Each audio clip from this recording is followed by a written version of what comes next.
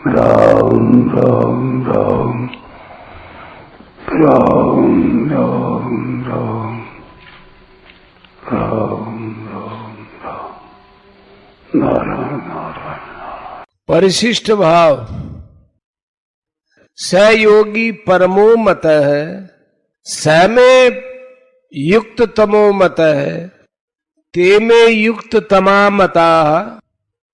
इस प्रकार भगवान ने जो श्रेष्ठता की बात कही है, इसका तात्पर्य यह है कि मनुष्य कर्मयोग, ज्ञान योग आदि किसी भी मार्ग से चले, वास्तव में श्रेष्ठ वही है जिसको भक्ति प्राप्त हो गई है। कर्मयोगी और ज्ञान योगी को तो अंत में भक्ति प्राप्त होती है, पर भक्ति योगी आरंभ से ही भक्ति में लगा है, जो कि कर्मयोग तथा ज्ञान योग का फल ही है, इसलिए वह सबसे श्रेष्ठ है। ज्ञान और भक्ति दोनों ही संसार का दुख दूर करने में समान है, परंतु दोनों में ज्ञान की अपेक्षा भक्ति की महिमा अधिक है। ज्ञान में तो अखंड रस की प्राप्ति होती है, पर भक्ति में अनंत रस की प्राप्ति होती है। अनंत रस में प्रतिक्षण बढ़ने वाला, लहरों वाला, उछाल वाला एक बहुत विलक्षण आनंद है। जैसे संसार में किसी वस्तु का ज्ञान होता है, ये रुपए है, ये घड़ी है आदि, तो ये ज्ञान केवल अज्ञान को मिटाता है। ऐसे ही तत्व ज्ञान केवल अज्ञान को ही मिटाता है।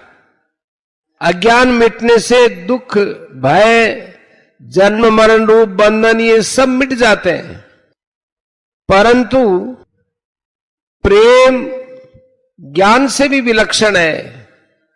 ज्ञान भगवान तक नहीं पहुंचता, पर प्रेम भगवान तक पहुंचता है। ज्ञान का अनुभव करने वाला तो स्वयं होता है, पर प्रेम का अनुभव करने वाले और उस प्रेम को जानने वाले भगवान होते हैं। भगवान ज्ञान के भूखे नहीं है, प्रत्युत प्रेम के भूखे हैं। मुक्त होने पर तो ज्ञान योगी संतुष्ट या तृप्त हो जाता है, पर प्रेम प्राप्त होने पर भक्त संतुष्ट नहीं होता, प्रत्युत उसका आनंद उत्तरोत्तर बढ़ता रहता है। अतः आखिरी तत्व प्रेम है, मुक्ति नहीं। जैसे ये रुपए हैं ऐसा ज्ञान हो गया तो एक अनजानपना मिट गया, परंतु उनको पाने का लोभ हो जाए कि रुपए और मिले और मिले, तो इसमें एक विशेष रस आता है।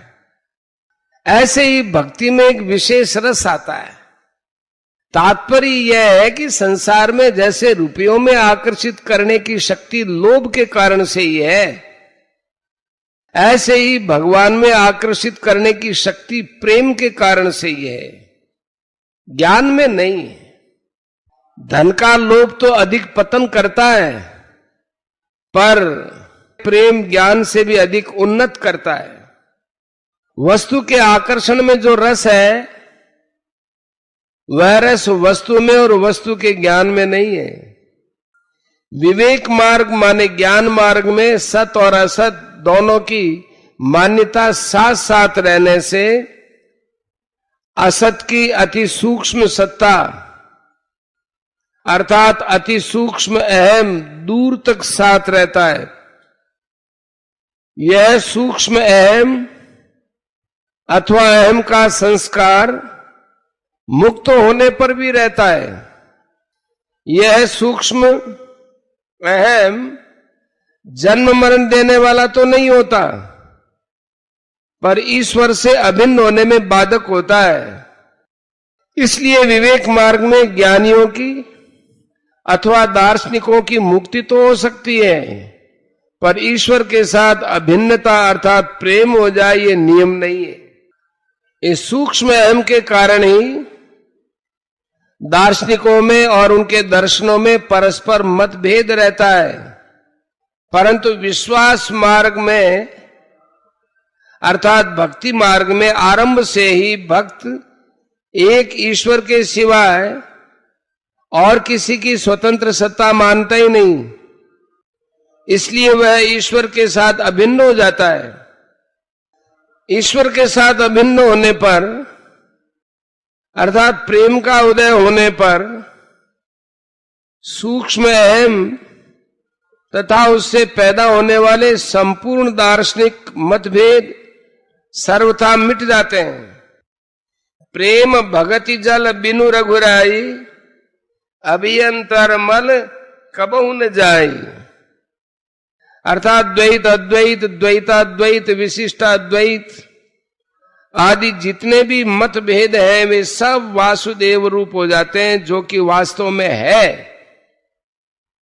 इसलिए वासुदेव सर्वम का अनुभव करने वाले प्रेमी भक्त के हृदय में किसी एक मत का आग्रह नहीं रहता, प्रत्युत सबका समान आदर रहता है। किसी एक मत का आग्रह न होने से उसके द्वारा किसी का भी कभी अनादर नहीं होता। तात्पर्य यह हुआ कि ज्ञान की एकता से प्रेम की एकता श्रेष्ठ है।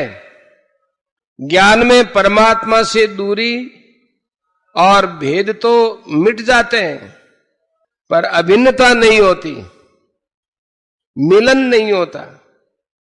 परंतु प्रेम में दूरी, भेद और भिन्नता तीनों ही मिट जाती है। इसलिए वास्तविक अद्वैत प्रेम में ही है। प्रेम में इतनी शक्ति है कि इसमें भक्त भगवान का भी इष्ट हो जाता है।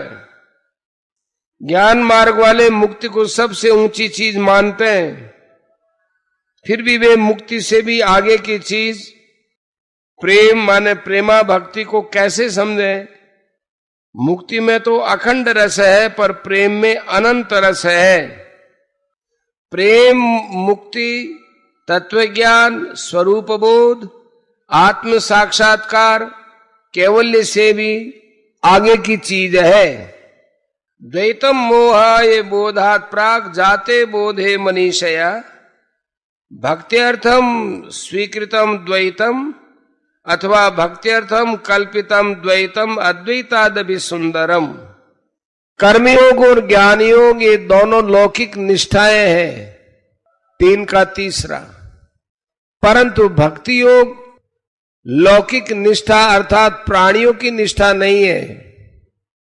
जो भगवान में लग जाता है वह भगवान निष्ठ होता है, अर्थात उसकी निष्ठा अलौकिक हो जाती है। उसके साधन और साध्य दोनों ही भगवान ही होते हैं। इसलिए भक्ति योग साधन भी है और साध्य भी है। तभी कहा है भक्त्या संजातया भक्त्या, श्रीमद् भागवत 11वां स्कंद 3रा अध्याय 31वां श्लोक। अर्थात भक्ति से भक्ति पैदा होती है। श्रवण कीर्तन स्मरण पाद सेवन अर्चन वंदन दास्य सख्य और आत्मनिवेदन, यह 9 प्रकार की साधन भक्ति है। और इससे आगे प्रेम लक्षणा भक्ति साध्य भक्ति है, जो कर्मयोग और ज्ञान योग सबकी साध्य है। 18 का 54। ये साध्य भक्ति ही सर्वोपरि प्रापणीय तत्व है। ज्ञान योग में साधक सत असत के विवेक को महत्व देकर असत का त्याग करता है। असत का त्याग करने से त्यागी की और त्याज्य वस्तु की सत्ता भाव रूप से बहुत दूर तक साथ रहती है। इसलिए ज्ञान योग में असत का सर्वथा त्याग बहुत देरी से होता है। कर्म योगी में साधक असत वस्तुओं को त्याज्य न मानकर सेवा सामग्री मानता है। त्याग करने में निकृष्ट वस्तु तो सुगमता से छूटती है, पर अच्छी वस्तु को छोड़ना कठिन होता है। अतः अच्छी वस्तु का त्याग करने की अपेक्षा उसको दूसरे की सेवा में लगाना सुगम पड़ता है। निष्काम भाव पूर्वक दूसरों की सेवा में लगाने से असत का त्याग सुगमता से और जल्दी हो जाता है। भक्ति योग में जगत को भगवान का तथा भगवत स्वरूप मानने से जगत माने असत बहुत शीघ्र ही लुप्त हो जाता है और भगवान रह जाते हैं। इस प्रकार ज्ञान योग की अपेक्षा कर्म योग में असत का शीघ्र त्याग होता है और कर्म योग की अपेक्षा भक्ति योग में असत का शीघ्र त्याग होता है, क्योंकि भक्ति में असत रहता ही नहीं, सदसत चाहम अर्जुन है। अतः ज्ञान योग से कर्म योग श्रेष्ठ है। तयोस्तु कर्म संन्यासात कर्म योगो विशिष्यते, और कर्म योग से भक्ति योग श्रेष्ठ है।